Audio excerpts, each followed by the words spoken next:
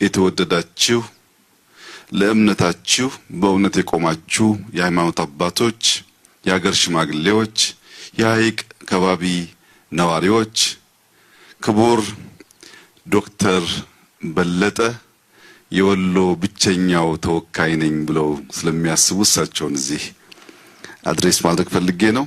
ፕሮፌሰር ብርሃኑ ነጋም በእኛ መካከል አሉ። በዚህ ስፍራ የተገኛችሁ ኢትዮጵያውያን በሙሉ ታሪክ ጠገብ፣ ፍቅር አዘል፣ ስራ ወዳድ፣ ሁሉን አቃፊ ወደ ሆነው የኢትዮጵያዊነት መገለጫ ወደ ሆነው ወደ ሐይቅ ወደ ወሎ እንኳን በሰላም መጣችሁ፣ በሰላም አገናኘን ለማለት እወዳለሁ።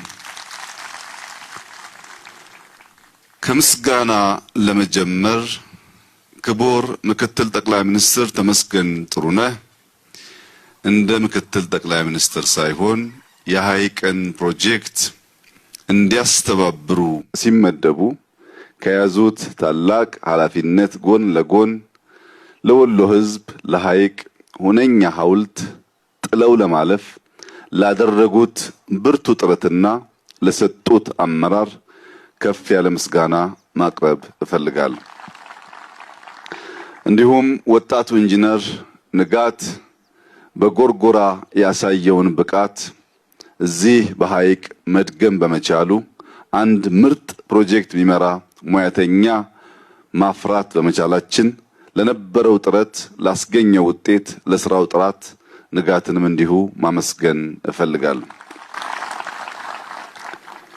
የኢትዮጵያን ነጻነት የኢትዮጵያን ሰላም ለማጽናት በላይ ዘለቀ ከተዋደቀበት ከባቢ የኢትዮጵያን ልማት የኢትዮጵያን ብልጽግና ለማረጋገጥ በላይነህ ክንዴ በመፈጠሩና እንዲህ ለቃሉ ታማኝ ሆኖ ወንድሙ ለሰላም ለነጻነት ያደረገውን ተጋድሎ እሱ ለልማት ለብልጽግና መድገም በመቻሉ በላይነህ ክንዴን እጅግ አድርጌ ማመስገን እፈልጋለሁ።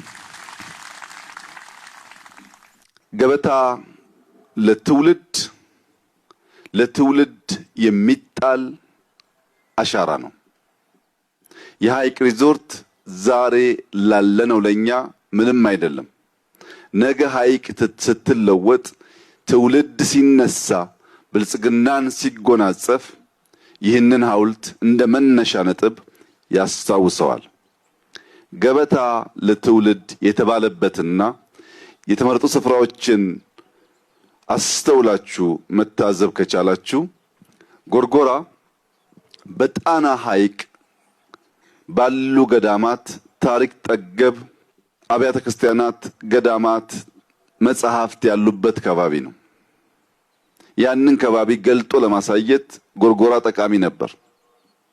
ሐይቅ በከባቢ ያላችሁ ሰዎች ብታቁም ራቅ ካለ ከባቢ ያሉ ኢትዮጵያውያን የማይገነዘቡት አስደማሚ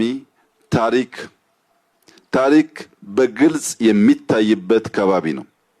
ነገር ግን ያን ታሪክ ለመግለጥ የሚያስችል መሰረተ ልማት እንዲህ ያለው ልማት ያስፈልግ ነበር።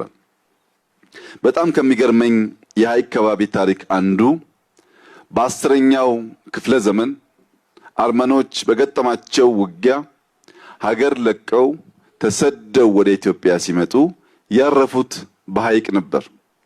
የመኖች በሀገራቸው መኖር ሲሳናቸው መጥተው ያረፉት እዚህ ሐይቅ ከባቢ ነበር። የአውሮፓ አሳሾች በ16ኛው ክፍለ ዘመን ሲያስሱ ከመጡበት ከጻፉለት ከባቢ አንዱ ሐይቅ ነበር። ኢትዮጵያ ውስጥ ከሰሜን፣ ከምስራቅ፣ ከደቡብ ከሁሉም አቅጣጫ ፍቅርና ሰላም ፍለጋ ኢትዮጵያውያን መጥተው የጸኑበት የኖሩበት ከባቢ ነው።